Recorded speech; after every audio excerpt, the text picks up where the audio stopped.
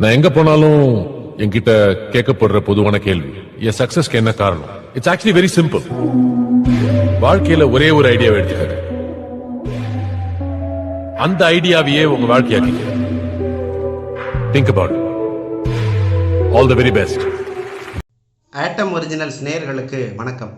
தமிழகத்தை சேர்ந்த 18 வயதே ஆன இளம் செஸ் விளையாட்டு வீரரான டி குகேஷ் சீனாவின் நடப்பு உலக சாம்பியனான டிங் லிரனை வீழ்த்தி புதிய உலக சாம்பியனாக மாறி இந்தியாவுக்கும் தமிழகத்துக்கும் பெருமை சேர்த்திருக்கிறார்.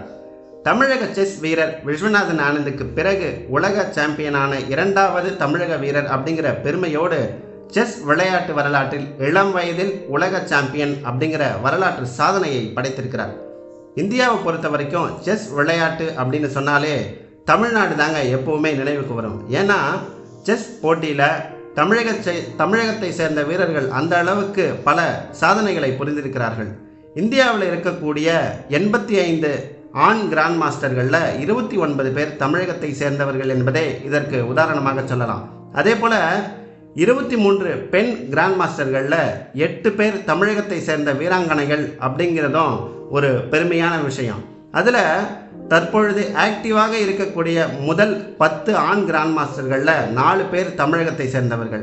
பெண்களை பொறுத்த வரைக்கும் 3 பேர் தமிழகத்தை சேர்ந்தவர்களாக இருப்பதே செஸ் விளையாட்டில் தமிழகத்தின் பெருமையை பறைசாற்றுகிறது. அதிலும் இந்தியாவில் முதல் கிராண்ட் மாஸ்டர் விஸ்வநாதன் ஆனந்தனுடைய கால் தடத்தை பின்தொடர்ந்து தற்பொழுது சிங்கப்பூரில் நடைபெற்ற உலக செஸ் சாம்பியன்ஷிப் போட்டியில் நடப்பு உலக சாம்பியனான டிங் லிரனை வீழ்த்தி இந்திய கிராண்ட் மாஸ்டர் டி குகேஷ் புதிய உலக சாம்பியனாக தன்னை மாற்றி இந்தியாவுக்கு பெருமை சேர்த்திருக்கிறார். குகேஷை பொறுத்த வரைக்கும் 2006ஆம் ஆண்டு மே 29ஆம் தேதி சென்னையில் பிறந்தார். அவருடைய தந்தை ரஜினிகாந்த், அதாவது டாக்டர் ரஜினிகாந்த் ENT ஸ்பெஷலிஸ்ட். அவருடைய தாயார் டாக்டர் பத்மா ஒரு நுண்ணுயிரியல் நிபுணர். சின்ன வயசிலிருந்தே செஸ் விளையாடுவதில் ஆர்வம் காட்டின குகேஷ் 7 வயதிலிருந்து செஸ் விளையாட்டை கற்க ஆரம்பிக்கிறார். இவருடைய செஸ் ஆர்வத்தை பார்த்த பயிற்சியாளர்கள்லாம் தொடர்ந்து இவருக்கு பயிற்சி அளித்து வந்ததோட பல போட்டிகள்லையும் பங்கேற்க வைத்தனர்.